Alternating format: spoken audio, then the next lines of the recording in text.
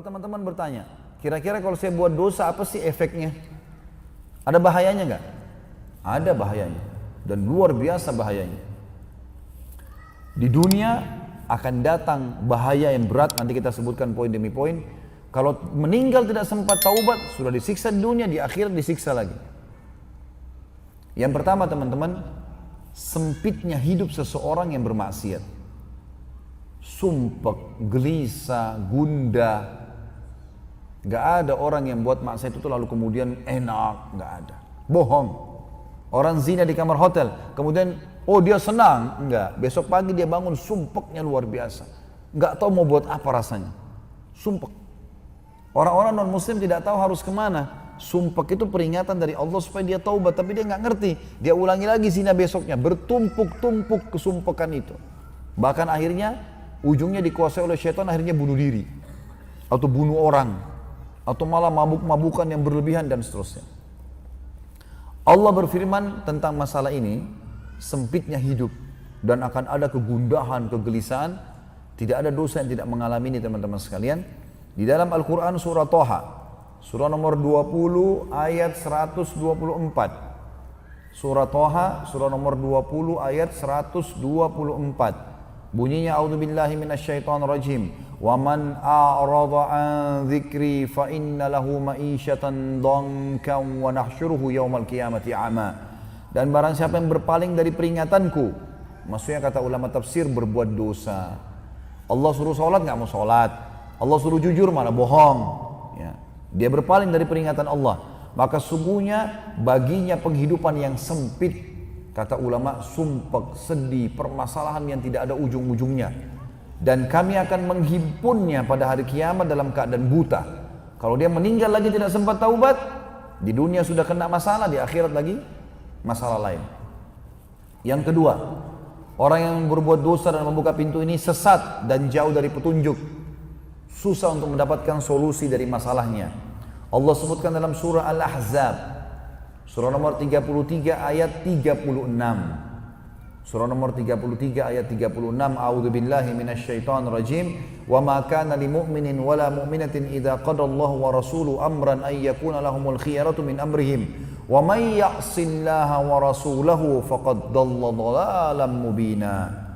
Tidak patut bagi laki-laki mengaku mukmin dan perempuan yang mengaku mukminah apabila Allah dan Rasulnya telah menetapkan satu ketetapan halal haram. Silakan nikmati halal, silakan kerjakan perintah wajib atau sunnah, silakan jauh yang haram dan makruh. Maka mereka masih punya pilihan lain. Tidak layak untuk orang mukmin itu.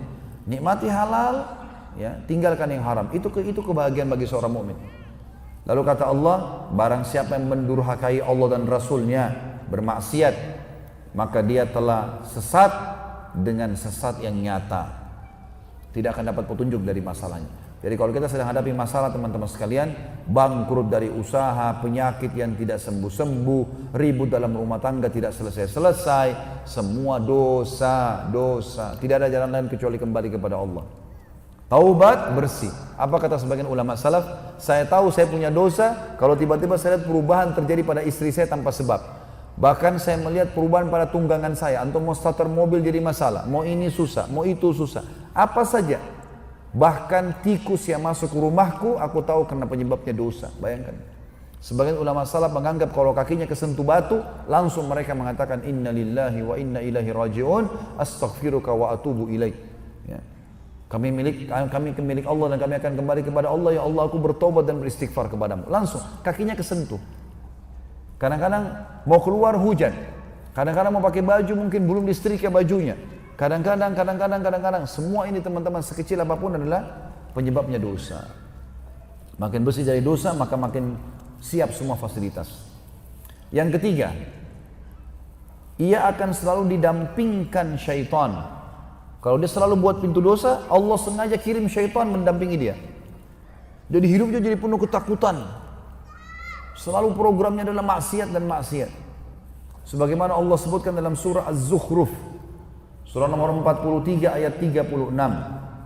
Surah nomor 43 ayat 36 yang bunyinya, A'udzubillahi minasyaitonirrajim. Wa may ya'shu an dzikrir rahmani nuqayyid lahu syaitanan fahuwa lahu qarin. Barang siapa yang berpaling dari pengajaran, maksudnya berbuat dosa, dilarang tapi dilanggar. Barang siapa yang berpaling dari pengajaran Tuhan yang Maha Pemurah, Al-Quran, sengaja buat dosa dan melanggar apa yang ada dalamnya, kami akan adakan baginya syaitan yang menyesatkannya. Maka syaitan itu akan menjadi teman yang selalu menyertainya. Yang keempat, terancam masuk neraka kalau tidak sempat taubat di akhirat. Sebagaimana Allah Subhanahu wa taala menjelaskan, kalau taubat, kalau meninggal tidak sempat taubat ini lebih berat lagi.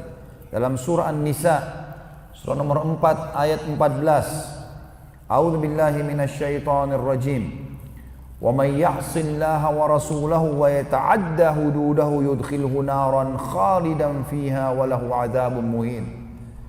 Dan barang siapa yang mendurhakai Allah dan Rasulnya, maksudnya bermaksiat dan melanggar ketentuan-ketentuannya Allah, niscaya Allah memasukkannya ke dalam api neraka sedang ia kekal di dalamnya dan baginya siksa yang menghinakan.